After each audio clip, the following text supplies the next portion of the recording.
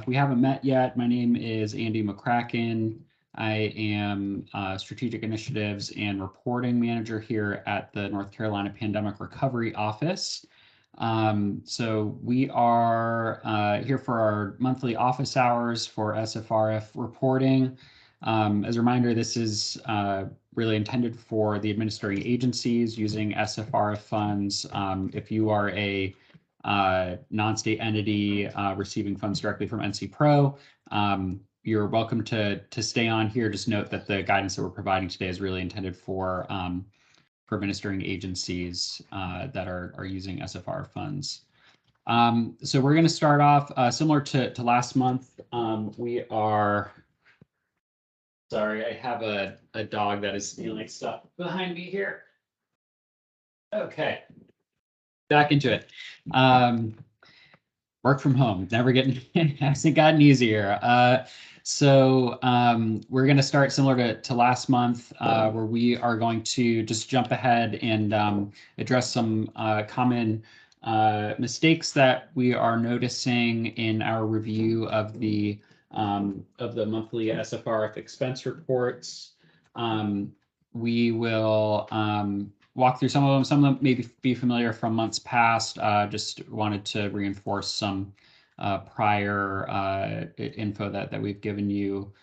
And then we'll obviously, as usual, we will have ample time for question and answer discussion as needed, so we can be responsive to your questions, feedback, concerns, and whatnot.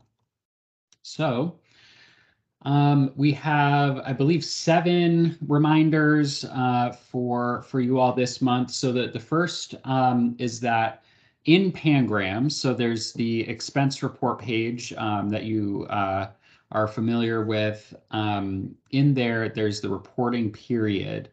That in Pangram should reflect the really just the full prior month. So you would enter, there's a reporting period start date and end date. You should enter the first date of the prior month through the last date of the prior month, and that'll cover the reporting period in the expense report. Now, just as a note, and we'll speak to this again in another slide, reporting period in the expense report is a little bit different than the reporting month in the subaward reporting template. The reporting month for the subaward reporting template it's a drop-down menu, so you should select the month during which you are submitting the report. So certainly understand they're similar terms, can understand where there may have been confusion around that. So just wanted to highlight that point, that in Pangram, as you're putting in the reporting month, it's or the reporting period, it should be the month for which you're reporting. And please do try to go ahead and just enter in the start and end date of the prior complete month, and that'll help us as we're maintaining our records and our data system. Second, personnel costs do count toward your obligations for reporting purposes. So U.S. Treasury is tracking obligations and expenditures because of the 2 really key deadlines on the back end of this program. As you know, funds have to be obligated by December 31st, 2024. And so the obligation number should reflect that you're reporting to us should reflect your progress toward obligating all of your funds by December 31st, 2024. So that would include what is, would intuitively be the contracts that you've entered, those sort of commitments, subawards, and whatnot that you've entered as obligations, even if you haven't paid out those invoices or whatnot. But it does also need to include your internal costs, such as personnel or anything else that might ordinarily fall sort of outside of the scope of what you'd consider as needing to be reported as an obligation. So as I understand that for budgeting purposes, you may not budget it out as you having obligated the full personnel amount for the duration of the grant. That's totally fine. For the month by month reporting, the current obligation number that you report in on the Pangram expenditure report, expense report, should be all those obligations that you've made, and you know, if those are in excess of $50,000, you have the subaward template, all of that. So it's those commitments plus any expenses that you've incurred that weren't previously accounted for in an earlier reported obligation. So that is something that we're noticing. It seems that folks, if they're missing this, it's pretty much just because they're not counting personnel costs toward that obligation amount. So just wanted to highlight that. And as a reminder, over the course of the project, as we're counting all this cumulatively, cumulative obligations should always be equal to or greater than expenditures. So again, as we think about those key dates later on, Treasury needs to know, and therefore we need to know how much of your budgeted funds have been committed or obligated for some purpose, and by 2024, and then we have 2 years to liquidate from there, and that's where the expenditures need to catch up with the obligations. But obligations, you know, so we have the budgeted amount, your allocation, eventually the obligations meet up there, and then eventually the expenditures meet up there. So that was the second point we wanted to address. I think some of these other ones may be familiar from previous periods. So when you're reporting expenditures by accounting category, again, this is in the expense report page in Pangram. When you're reporting expenditures by accounting category, you must provide a reference number for each category of expenses that you are reporting. The reference number should be meaningful to you all. We don't have any particular guidance or recommendations for what it needs to be, other than it needs to be you know, something that's unique, so that we can sort of track that to the accounting category that you're providing for that period.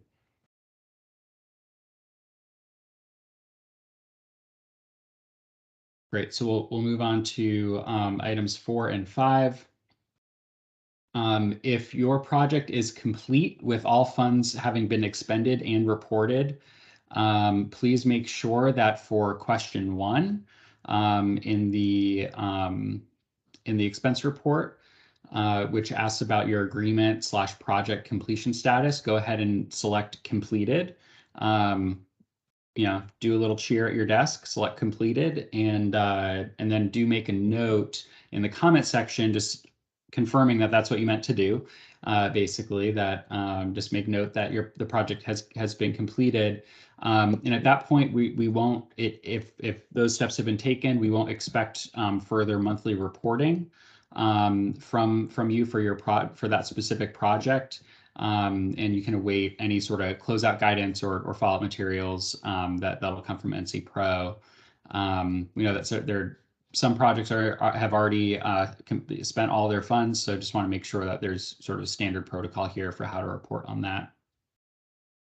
Item number 5.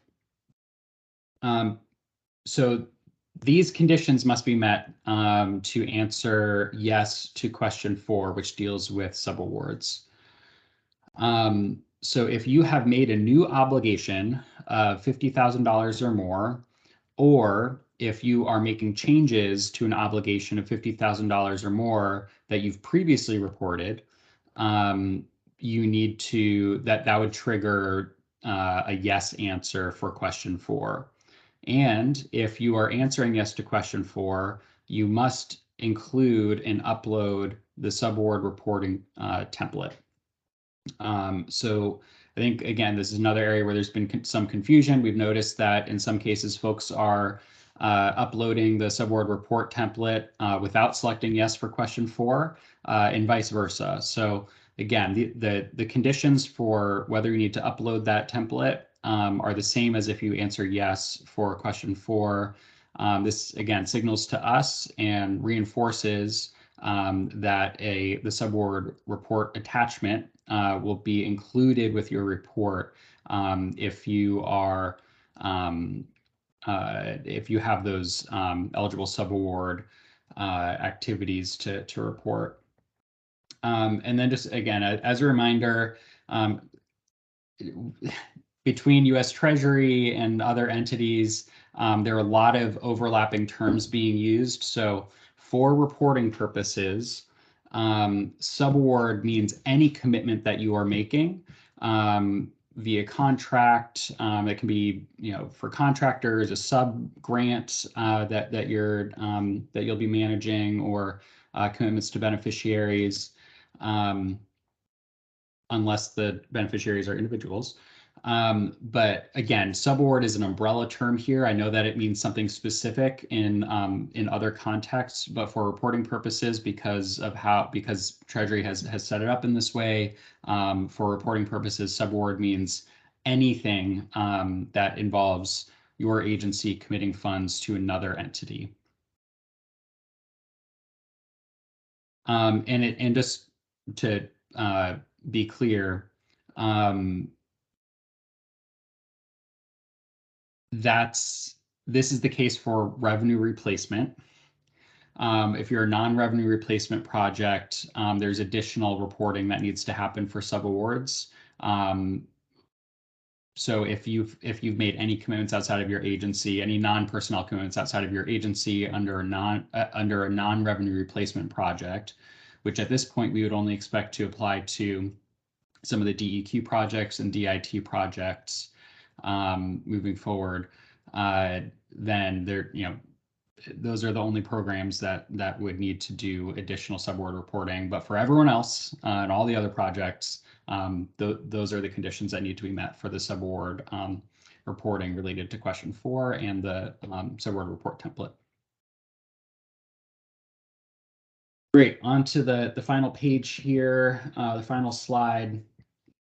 We have question 6 deals with some of the immediate outputs of the programs. This is what we've been referring to as the service metric.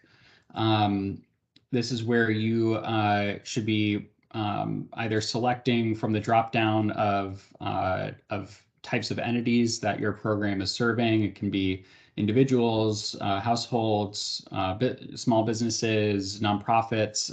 Then we have some other categories that you can select and then provide additional detail about what your other metric, what your other unit of measurement is. The important thing here is that it needs to be counted on a quarterly basis cumulatively. And it should be, and again, thinking about quarters in the traditional quarters of the fiscal year. So you're talking about January through March, April through June, and so on. And then just want to make a note, please remember to be consistent in the unit of measurement that you are selecting. I know that some of the projects are dynamic, but we are trying to leverage this information to better understand the reach of the SFRF programs across the board. And so this will help us align so the metrics that will be immediately available across all of the various categories and uses of the SFR funds in North Carolina. And then finally, number 7, which we spoke to right at the beginning, dealing with reporting month. Reporting month in the subaward reporting attachment or subaward report template is required throughout the document. So any new record that you're providing on really any of the tabs that would be applicable for reporting, you do need to go ahead and select a month for which you're reporting. Just as a little pro tip here, you can, I know there are entities that have potentially hundreds or thousands of records to include. You don't have to go one by one. You can copy the proper month and then select down and paste for all the applicable rows. for that, but we do need that a month selected for each new record, so that our data systems can understand and map across all the different attachments you're receiving, what is being obligated and such throughout the various programs. So that concludes the items that we wanted to address on the front end. With that, I will open this up for questions, or if you want some clarification for anything that we addressed here, or if there's some other topic that you'd like us to work on with you, or you need us to help troubleshoot, we are certainly game to help out. That's what the office hours are for. So I will stop sharing my screen, and we can open up the floor to questions. Feel free to drop questions in the chat, or you can raise your hand or just take yourself off mute, and we can keep the conversation going that way.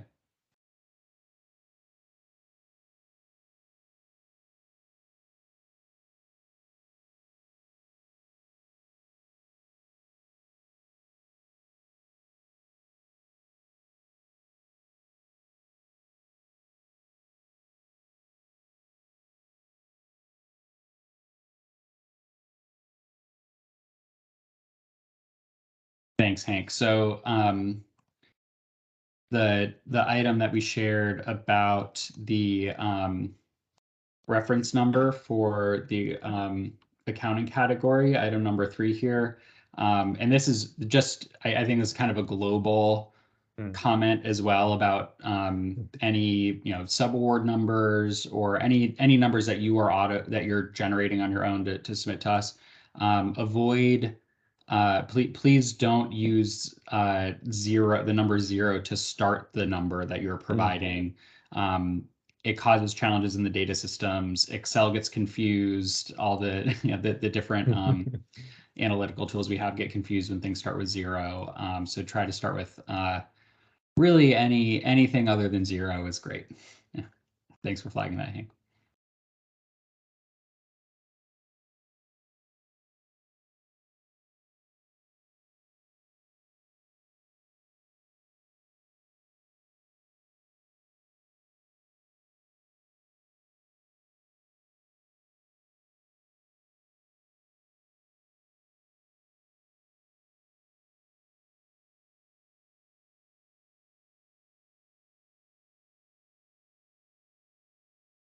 As we wait for questions or comments, just wanted to thank you all for your continued work on the reporting. I know it's been it can be tedious. I know there's a lot of detail and a lot of information that's moving very quickly with these programs. So we are all in this together as we try to sort through what the federal and state requirements are, as well as really navigating how we best measure and understand sort of the reach and impact of these programs as well.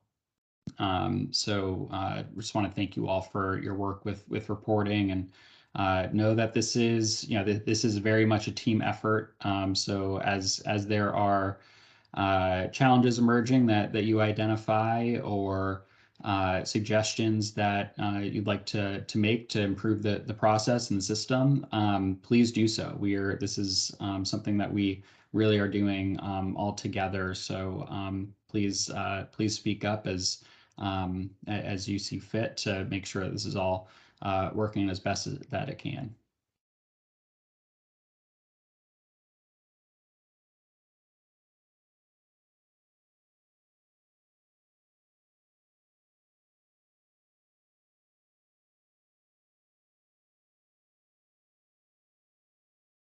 All right, do we have any questions from the group here? If not, folks can feel free to start hopping off here. We will post these slides as well as the recording of this office hours up on the website later this week. So please take a look out for that. Feel free to share it with colleagues that may not have been able to join. We'll stay on the line here, let's say to about 2:30, in case folks have questions as the crowd sizes grow smaller. And otherwise, we'll see you again at the next office hours. And of course, we are available to continue supporting you all in this work in the interim. Thanks for joining. We'll stick around for a little bit, but if you need to hop off, feel free to do so now.